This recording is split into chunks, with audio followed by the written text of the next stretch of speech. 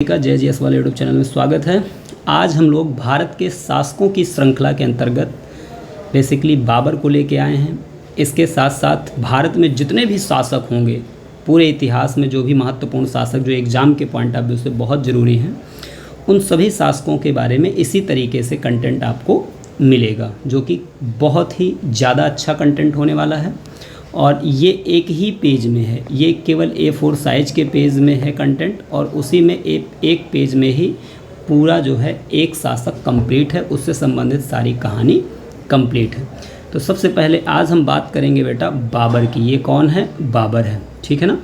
तो बाबर है, तो बाबर आपको पता है मुग़ल वंश का संस्थापक इसे कहा जाता है, ठीक है। तो इसके बारे में पूरी कहानी आज जानेंगे। देखो, बाबर जो था वो बेटा फरगना का रहने वाला था। कहाँ का रहने वाला था? फरगना का रहने वाला था। फरगना कहाँ पड़ता है? तो वर्तमान में जो उज़्बेकिस्तान है वहीं पर फरगना पड़ता है। आने वाले समय में आप देखते हो कि यहाँ पर उज़्बेकों का कब्जा हो जाता है और बाबर को वहाँ से भगा दिया जाता है। इसके बाद फिर बाबर काबुल की तरफ, अफ़गानिस्तान की तरफ आता है, काफ़ी समय तक वहाँ रहता है। उसके बाद भारत में बेसिकली एंट्री करता है। तो अगर हम बाबर के थोड़ा सा पहले परिचय के बारे में बात करें तो बाबर के जो पिता का नाम था वो उमर शेख मिर्ज़ा था, और ये तैमूर के वंशज माने जाते हैं। तथा इनकी जो माता थी वो कुतलुक गिनार खानम थी। इनकी माता का नाम क्या था? कुतलुक गिनार खानम, और ये मंगोल वंशज थी। तो जो बाबर था वो तैमूर तथा मंगोल का मिक्स ब्रीड था एक तरीके से। इसका जो वास्तविक नाम है बाबर का वो जहीरुद्दीन मोहम्मद इसका वास्तविक नाम है, ठीक है ना। तुर्की भाषा में बाबर का अर्थ बाघ होता है, और बाबर थोड़ा वैसा टाइप का था भी। इसका बेटा जन्म कब हुआ था? तो याद रखना, सब लोगों याद कर सकते हो, 14 फरवरी वैलेंटाइन डे के दिन, जिस दिन हम लोग वैलेंटाइन डे मनाते हैं, उस दिन बेसिकली बाबर का जन्म हुआ था। और इसकी मृत्यु कब होती है? तो 26 दिसंबर 1530 को होती है। शुरुआत में ये आगरा में दफना दिया जाता है, आराम बाग में। उसके बाद फिर इसकी पत्नी के द्वारा इसे काबुल में दफनाया जाता है। तो ये कहानी आपको हम बाद में सुनाएंगे। अगर बात संतानों की करें तो इसके बेटा 4 पुत्र थे और 1 पुत्री थी। 4 पुत्र में 1 पुत्र हुमायूं, सबसे बड़ा लड़का हुमायूं था। उसके बाद कामरान, अस्करी और हिंदाल। पुत्री में से एक चीज़ याद रख लेना, गुलबदन बेगम इसकी एक पुत्री थी, ठीक है ना। तो ये याद रख लें। इसका प्रधानमंत्री कौन था? तो निज़ामुद्दीन अली इसका प्रधानमंत्री था। इसकी पत्नी कौन थी? तो बीबी मुबारक यूसुफ जाई इसकी पत्नी थी, ठीक है ना। और इसकी एक पत्नी माहिन अनगा भी थी, जिसका पुत्र था हुमायूं, ठीक। तो ये चीज़ इसका थोड़ा सा परिचय है। अब देखो, हमने कहा था बाबर फरगना का रहने वाला था। फरगना वर्तमान में कहाँ है? उज़्बेकिस्तान में है, ठीक। यहाँ पर जब उज़्बेकों ने कब्जा कर लिया, आसपास की फरगना के आसपास जो जनजातीय कबीले हुआ करते थे, उनमें से एक उज़्बेक वंश था, उन्हें बेसिकली फरगना पर आक्रमण किया और बाबर को वहाँ से भगा दिया। तब तक बाबर के पिता मर चुके थे, ठीक है। उसके बाद बाबर जब यहाँ से भगाया गया तो बाबर फिर कहाँ गया? तो 1504 में बाबर काबुल जाता है, अफ़गानिस्तान, और उसको जीत लेता है। कुछ समय पश्चात ये कंधार और समरकंद को भी जीत लेता है। इसके बाद याद रखना 1507 में, 1504 के बाद 1507 में बाबर पादशाह की उपाधि, याद रखना पादशाह लिखा है, पादशाह को ही बादशाह, शुरुआत में पादशाह था, बाद में बादशाह हो गया, की उपाधि धारण की। तथा 1518 में इसने पहली बार भारत की तरफ रुख किया।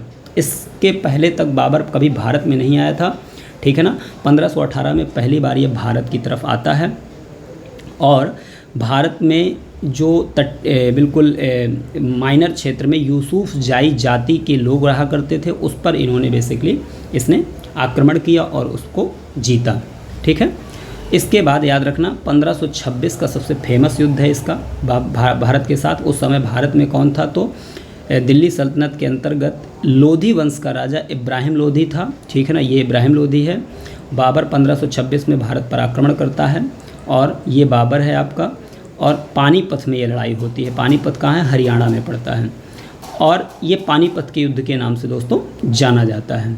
अगर मैं इस युद्ध के बारे में बात करूं तो इस युद्ध में बाबर ने पहली बार बेसिकली तुलगमा नीति का प्रयोग किया था। पूछा जाता है तुलगमा नीति का बाबर ने पहली बार प्रयोग कब किया था? तोप खाने का बाबर ने पहली बार प्रयोग कब किया था? तो इस युद्ध में किया था।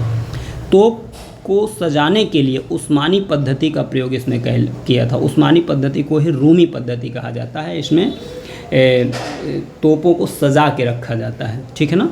याद रखना पानीपत का जो युद्ध था इसमें तोप खाने का जो नेतृत्व कर रहा था वो उस्ताद अली तथा मुस्तफ़ा खान के द्वारा किया जा रहा था।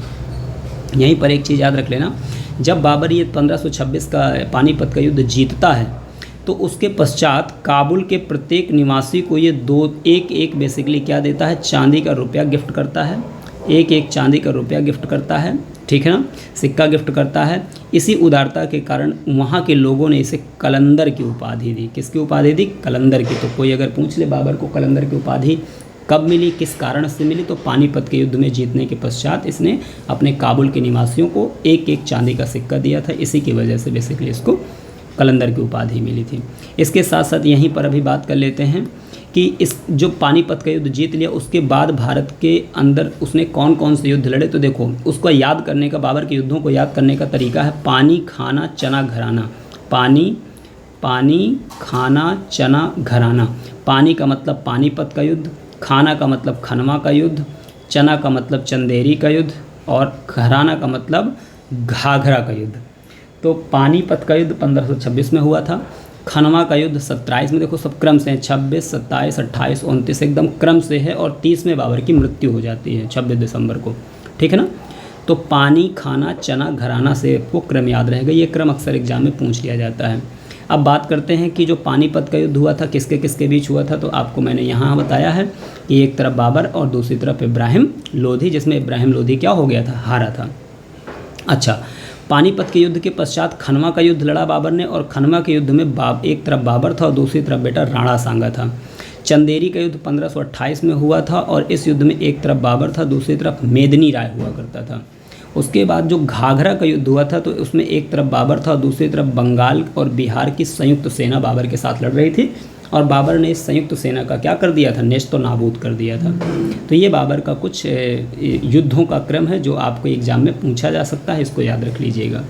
हम पुनः यहाँ से आते हैं, बात करते हैं बाबर की पत्नी कौन थी। तो बीबी मुबारक यूसुफजाई थी। इसी ने बाबर की अस्थियों को आगरा से काबुल में जाकर के दफनाया था। तो बाबर का जो मकबरा है वो कहाँ बना है वर्तमान में, काबुल में बना है, ठीक है ना। बाबर का राज्याभिषेक किसके द्वारा करवाया गया था, याद रखना बाबर के राज्याभिषेक के टाइम तक बाबर के पिता की मृत्यु हो चुकी थी। सो इसके दादी एहसान दौलत बेगम ने इसको बेसिकली राज्याभिषेक करवाया था। अगर बाबर से बात करें कि बाबर ने क्या क्या काम किए अपने जीवन में, कौन कौन से स्थापत्य कार्य किए, तो आराम बाग आगरा में बनवाया था। बाबर को बागों का बड़ा शौक़ था, सो उसी के लिए इसने आराम बाग बनवाया था आगरा में, ठीक है ना। शुरुआत में बाबर जब ख़त्म हुआ था तो बाबर को यहीं पर दफनाया गया था, बाद में फिर इसको काबुल ले जाया गया। याद रखना एक काबुली बाग मस्जिद बनवाया था पानीपत में, ठीक है ना, और जामी मस्जिद बनवाया था संभल में। तो ये 3 काम बेसिकली बाबर के द्वारा किए गए थे। और काम भी बाबर के टाइम पे होते हैं, जैसे गज ए बाबरी, बाबर के समय ही बाबर ने बेसिकली सड़क माप करने के लिए एक पैमाना बनवाया था, गज ए बाबरी जिसे कहा जाता था, ठीक है ना। मुबैयान, नए छंदों का बेसिकली सृजन किया, एक नए छंद का निर्माण किया था बाबर ने, जिसे मुबैयान के नाम से जाना जाता है। एक किताब लिखी थी बाबर ने जिसका नाम है रिसाल ए उसज, ये बुक थी, ठीक है ना। ये बुक किस चीज़ पर आधारित है, तो अलंकार शास्त्र पर आधारित है, ठीक है ना। खत ए बाबरी, नई शैली की शुरुआत की थी, ठीक है ना, लेखन की नई शैली है जिसे खत ए बाबरी कहा जाता था। इसके बाद बाबर ने एक अपनी आत्मकथा तुर्की भाषा में लिखी है जिसका नाम है बाबरनामा या तुजुक ए बाबरी। अब बात करते हैं तुजुक ए बाबरी या बाबरनामा के बारे में। तो इसका फ़ारसी में अनुवाद, देखो ये लिखी गई है तुर्की भाषा में, इसका फ़ारसी में अनुवाद अब्दुल रहीम खाना ने करवाया था, ठीक है ना, और इसका अंग्रेजी में अनुवाद श्रीमती एस बेवरीज ने करवाया था। याद रखना बाबर ने अपनी बाबरनामा जो आत्मकथा है इसमें 5 मुस्लिम राज्यों का उल्लेख किया है तथा 2 हिंदू राज्यों का उल्लेख किया है। 5 मुस्लिम राज्य कौन है, तो एक बंगाल है, दिल्ली है, मालवा है, गुजरात है और बहमनी है। मतलब बाबर का कहना है कि यहाँ मुस्लिम राज्य थे, और 2 हिंदू राज्य मतलब राजस्थान में मेवाड़ और दक्षिण में विजयनगर हुआ करता था। बाबर अपनी आत्मकथा में कहता है कि विजयनगर साम्राज्य का सबसे शक्तिशाली राजा कृष्णदेव राय हुआ करता था। यहीं पर याद रख लीजिएगा बाबर ने 2 महत्वपूर्ण खेल अपने साथ लेकर आया था। एक खेल का नाम है गंजीफा जिसे हम ताश का खेल कहते हैं, और दूसरे खेल का नाम है इश्कबाजी, जिसे हम कबूतरों का खेल कहते हैं, कबूतरों को लड़ाने का खेल। याद रखना, बाबर की कविता संग्रह को दीवान के नाम से जाना जाता है। तो ये बाबर से संबंधित संपूर्ण कहानी है। इससे बाहर बाबर के बारे में आपसे कुछ नहीं पूछा जाने वाला एग्ज़ाम में। अगर आप इतना याद कर लेते हो तो बाबर से संबंधित सभी एग्ज़ामों में जो क्वेश्चन पूछे जाते हैं आप उनका सही उत्तर देंगे। तो दोस्तों, आपको ये वीडियो कैसा लगा? उम्मीद है ये बहुत अच्छा लगा होगा। इसकी PDF पाने के लिए आप मेरे व्हाट्सअप नंबर, अगर इसका PDF आपको चाहिए तो आप मेरे व्हाट्सअप नंबर 7905608369 पर SMS कर सकते हैं कि सर मुझे इसका PDF चाहिए।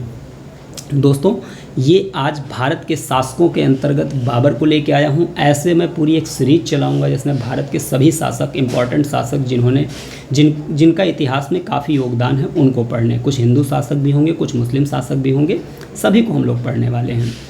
तो आज के इस क्लास सेशन को यहीं पर हम लोग क्लोज करते हैं। फिर मिलते हैं नेक्स्ट सेशन में एक नेक्स्ट शासक के साथ। तब तक के लिए जय हिंद, जय भारत।